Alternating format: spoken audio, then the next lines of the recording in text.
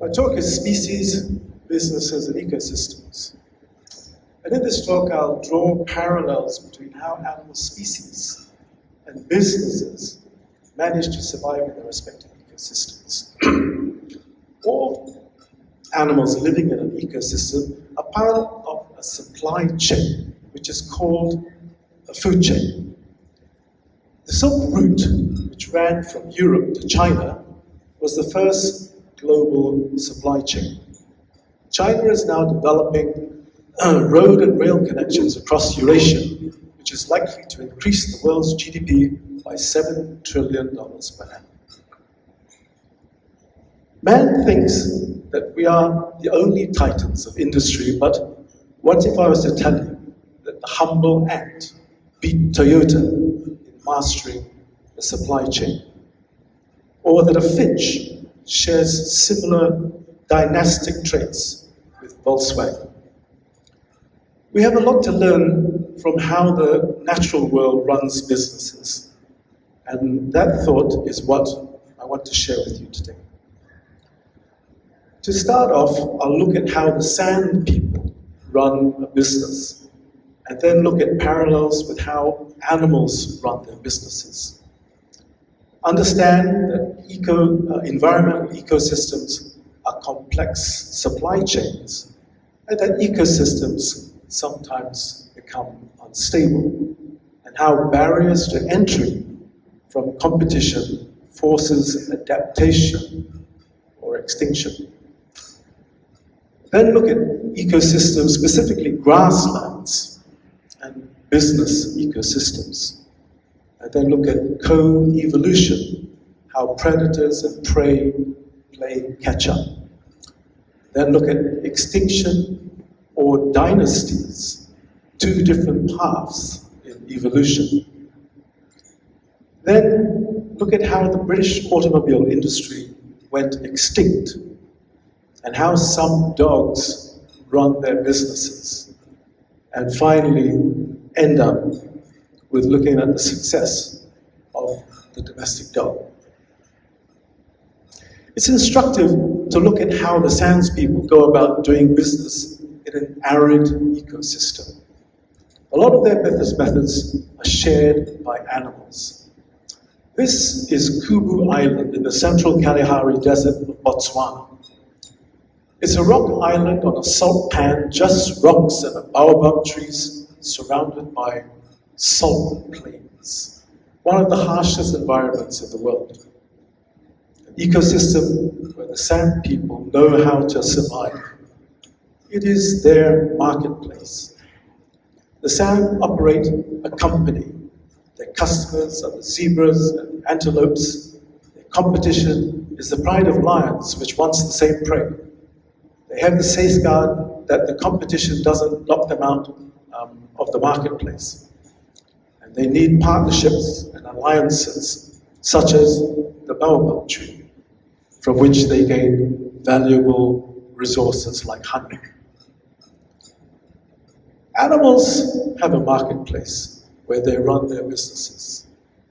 They have customers, they have competition, and form strategic alliances and partnerships, much the same way as businesses do.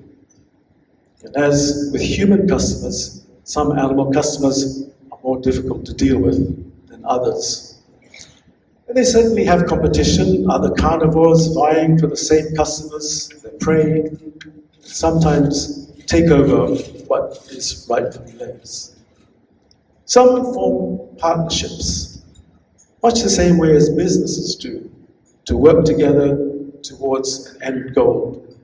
They occasionally form strategic alliances, like this coalition of 5 male lion brothers to kill another male, and thus taking up the competition in the marketplace.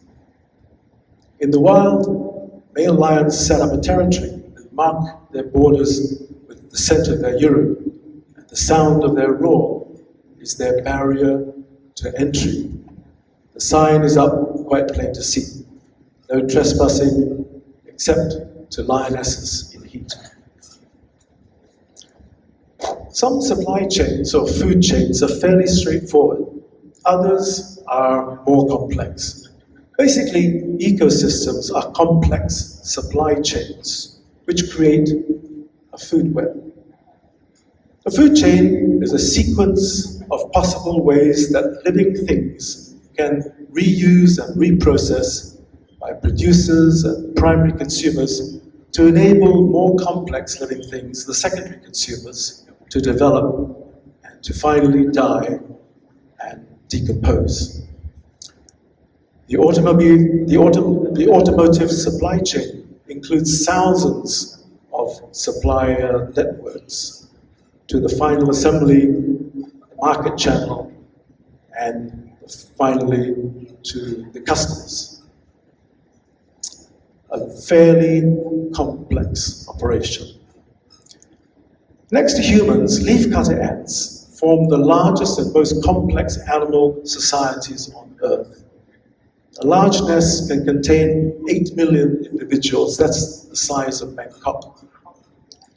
But just one bad link, one break in the supply chain can cause the whole system to collapse. The weak link can be the invasion of a parasitic microfungus which attacks the fungus culture that they cultivate. The ants have learned to mitigate it by meticulously removing pest-infested areas, removing the foreign fungal spores. In 1812's Russian campaign, Napoleon commenced with 600,000 soldiers. He returned with 50,000, most dying from hunger. The whole campaign was an utter failure. The main cause of his defeat was a break in the food supply chain, which could not keep up with the advancement of his troops onto Moscow. During the COVID-19 outbreak in the United States in 2020, there was a shortage of a reagent in the international supply chain to enable testing of the virus to be conducted. This basically crashed the whole testing system, as most countries don't stockpile such reagents. When turtles, tuna, and sharks, which are the major predators of jellyfish, are overfished, an explosion of jellyfish occurs, the result of a break in the food chain. Ecosystems sometimes become unstable. If the ecosystem is stable and protected, such as the deep ocean, there is little need for a species to evolve. Although most species last an average of 1 million years, some, like the coelacanth, have remained pretty much unchanged for the past 66 million years. As with the manufacture of terracotta tiles, the ones used on the Parthenon have hardly evolved over the past 2,400 years. But ecosystems do change, especially on land. Volcanic wintering caused by multiple asteroids hitting the Earth 68 million years ago, coupled with the eruption of the Indian supervolcano Deccan, caused a volcanic wintering, plunging the Earth into darkness for years.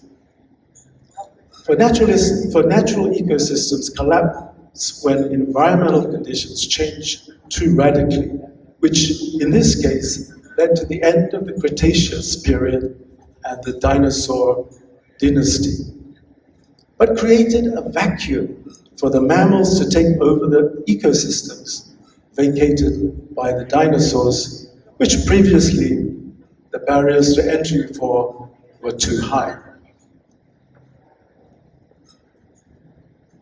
Competition and barriers to entry sometimes make adaptation difficult. For businesses, profitable marketplaces attract new entrants. This competition, which increases the slices of the pie, also erode profitability. Thus, incumbents like Big Pharma in the USA have strong and durable barriers to entry, such as never-ending patents, economies of scale, and high R&D costs, which keep out entrants. Today's climate change is altering the Arctic ecosystem dramatically. It is a new environmental change which some species must adapt to. It took polar bears 20,000 years to evolve from brown bears into white, ice-dwelling bears. Their claws are shorter for walking on ice, and their coat is white for camouflage. The brown bear has longer, more dexterous claws related to uprooting plants. Against the greens and the browns of the tundra, their brown-colored coat conceals them effectively. If there were no brown bears occupying the tundra, polar bears could adapt to this new ecosystem easily. But in many areas, brown bears already occupy the ecosystem, and being better adapted to life on the tundra, the barriers to the entry of the polar bears are high. And so, where do polar bears go? That's possibly the slippery slope to extinction. The EV1 was an electric car developed by General Motors in the 1990s and destroyed by the oil lobby, demonstrating the strong barriers to entry. Existing petrol car manufacturers already in place had strong barriers to entry.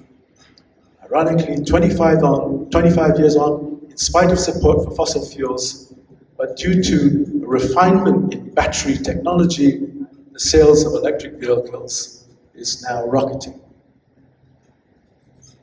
The world is made up of a variety of ecosystems. Each are a biological community of plants and animals that live, feed, and interact in the same environments, sculptured by the climate, geology, and nowadays, the pressure of man. For this talk, I will focus on the grasslands, which can be defined as ground covered by vegetation dominated by grasses with little or no tree cover. As grasslands emerged about 40 million years ago, long-legged ungulates developed special teeth to handle the high silicon content and in grass, and they exploited their new habitat. In turn, long-legged predators, the canids, evolved in each continent to exploit this new source of prey. The savanna grasslands of East Africa is home to great numbers of ungulate species. The prairies of North America, the steppes in Russia, and the pampas of South America are a composite of grasses, herbs, and shrubs. The tundra, one of the harshest grasslands on Earth, is covered in snow for 8 to 10 months per year. And the arid grasslands found in the Kalahari Desert, like the tundra, are very harsh environments, but still support a variety of animal life. A business ecosystem is the network of suppliers, distributors, customers, and competitors involved in the delivery of a product. Business ecosystems refer to intentional communities of economic actors whose individual business activities share the fate of the whole community. For example, Airbus and Boeing are parts of the same business ecosystem. They make similar aircraft and often use the same suppliers of various parts. This is an example of convergent evolution. Airbus sources primarily from Europe, whereas Boeing, the 787 Dreamliner, assembles in the USA and outsources around the world.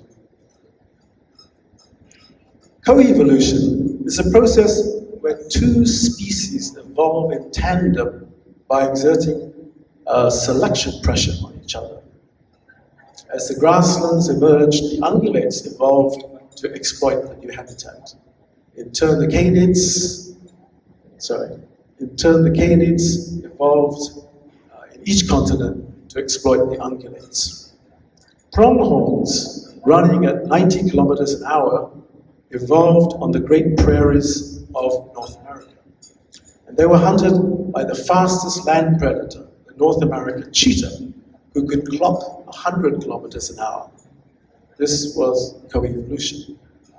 Although now extinct in North America, cheetahs had migrated down to Africa during the Ice Age and focused on hunting gazelles instead of pronghorns, and the physical changes in the speed of this cheetah set the stage for co-evolution. Each link in a natural ecosystem creates a constantly evolving relationship. Like natural ecosystems, the firms involved in business ecosystems similarly are engaged in an evolving relationship to survive. In the Apple ecosystem, the hardware company provides leadership by studying the market and defining new generations for functionality, and orchestrates suppliers and partners to bring improvement to the market. A brand can be equated to a species and can go extinct or go to develop dynasties, two very different evolution paths. Most species have an average lifespan of 1 billion years before they go extinct. The corporate world also suffers from extinction. The average span of a company has decreased from 67 years in the 1920s to just 15 years today. Over a 50-year span, only 14% of all the Fortune 500 companies are still listed. Thus, some businesses, in the face of marketplace changes, did not adapt and went extinct. Changes in the business ecosystem over the past 20 years has radically altered the book, music, photo imaging, and smartphone industries. Whereas the animal species has no choice but to adapt to new entrants or new competition, taking thousands or millions of years to evolve, a business like Fuji, if astute enough, can seize a potential environmental change and adapts quickly. Ironically, Stephen Sassoon, an engineer working for Kodak, invented the first digital camera in 1975. Kodak at the time held 90% of the film market. Seeing digital as a competitor to their own film products rather than a future of photography, they chose not to pursue digital. Kodak filed for bankruptcy in 2012, and Fuji became the leader in digital. But the collapse of the photo imaging ecosystem and the rise of the digital imaging ecosystem allowed for new entrants. Smartphones took over the vacant ecological niche by storm and now completely dominated. Now the fight for digital imagery is among smartphones. Some species and brands are dynastic, while many species become extinct with changes to the environment. Others flourish and exploit the new challenges presented. An example of a dynastic species is the finches of the isolated volcanic Galapagos Islands, created 3 million years ago. The original and only finch on the island was probably the blue-black grassquin, the beak of which gradually evolved to exploit different ecological niches, creating many new species. There are 18 species of finches now on the Galapagos, each of which has evolved to exploit a different ecological niche, which on the mainland would have been filled by very different families of birds. And in the world of automobiles, Volkswagen has 10 brands, most of which it has acquired and now manages. Like Darwin's finches, each brand is positioned to exploit a specific segment of the automobile market. It has become dynastic. So managing a business successfully for the long haul is really about the ability to adapt to changing environmental conditions and the marketplace. This is the basic rule of survival by natural selection. And like an animal species, a business must adapt to these changing market conditions, or else it goes extinct.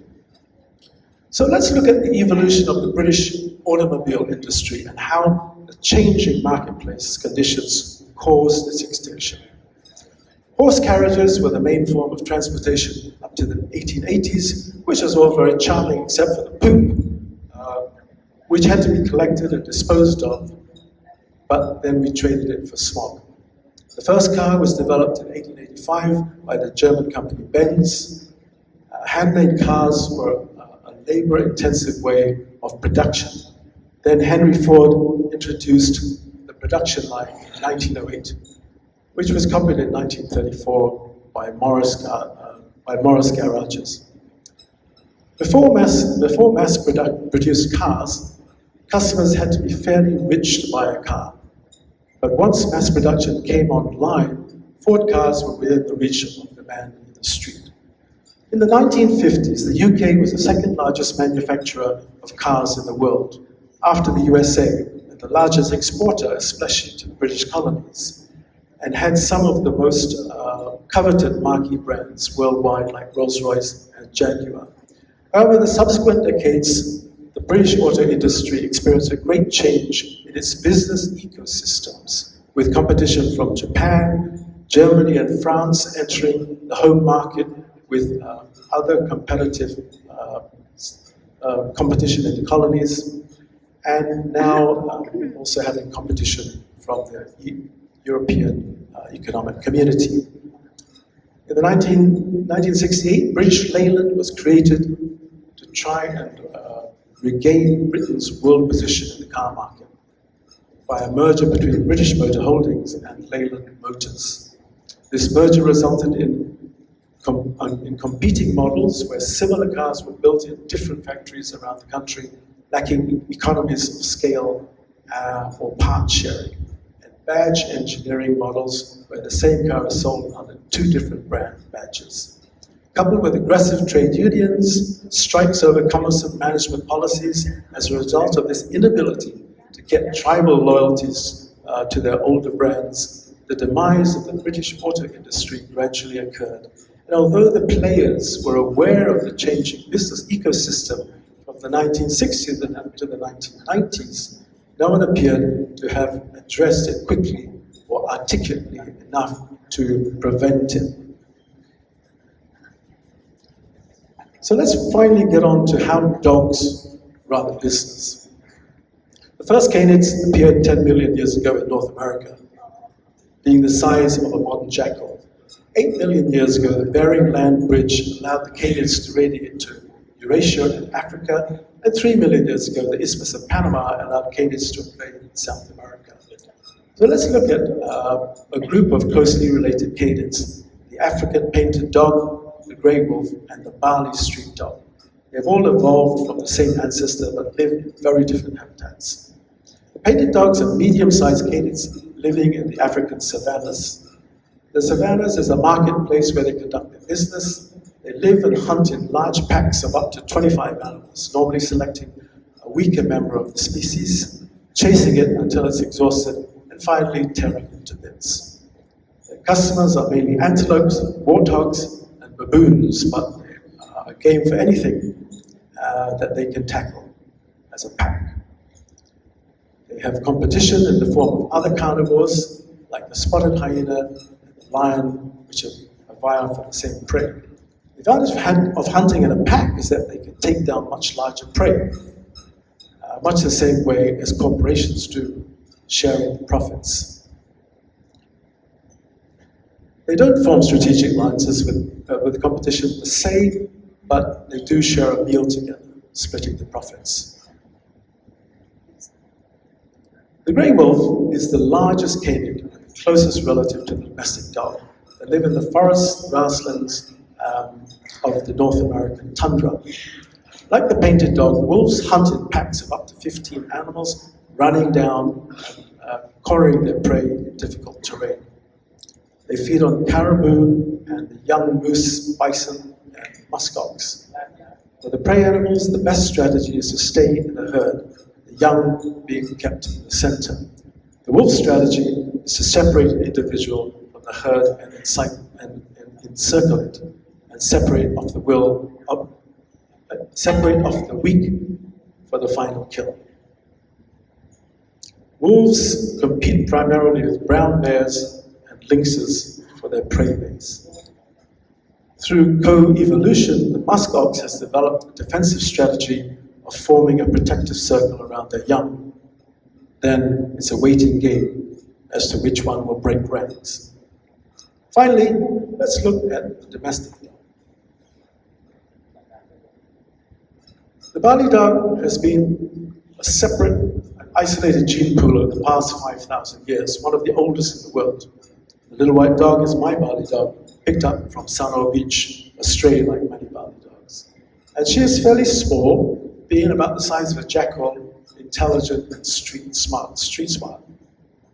There are about 400 breeds of dogs in the world, divided into 23 clades. All clades can breed with each other, but not all are classified, but they're not classified as a different species. This is an example of a dynastic species. Based on micro-satellite studies performed in 2005, the Bali dog appears to be closely related to the Akita, Chow Chow, and the dingo. There are about 800,000 semi-feral dogs in Bali. Although associated with man, many live in a semi-nomadic life. Their marketplace is the streets of Bali, where they defend their small territories against other packs of dogs. Not generally confined to their compounds, they are free to roam in loose packs to scavenge. Their customers are almost everything in a rubbish bin, and daily pujas are a very good source of rice and biscuits. The competition is primarily the now banned dog meat trade, where street dogs are caught and slaughtered and sold for dog satay. Domestication took place about 15,000 years ago in Central Asia. Our human ancestors and wolves probably domesticated each other, partnership being struck when the bolder and more friendly wolves came to scavenge at man's campfires. Many species have become extinct because of their inability to adapt to changes man has made in the environment.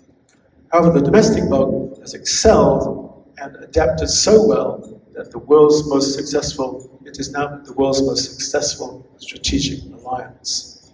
About 5,000 years ago, dogs developed a gene to make amylase, which breaks down starch into sugar.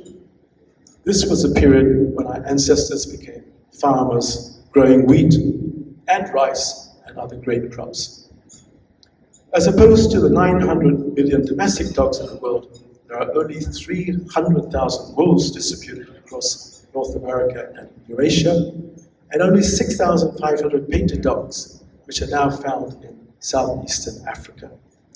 Because of this massive decline in the population for wolves and painted dogs, are prejudice and habitat fragmentation, which has caused increased conflict with farmers. Unlike painted dogs or wolves, which are exclusive, allowing only family members to the pack, the Bali dog packs are inclusive, allowing new members, which are accepted willingly, to run with the pack. Possibly this inclusiveness in the dog's ancestors to befriend man allowed for a strategic alliance, and acquiring the genes to make amylase allowed for the co-evolution. This beautiful island oasis of Bali has its fair share of dogs and surfing. And if you don't catch a pack of dogs on the beach, you might catch a downward dog. Thank you very much.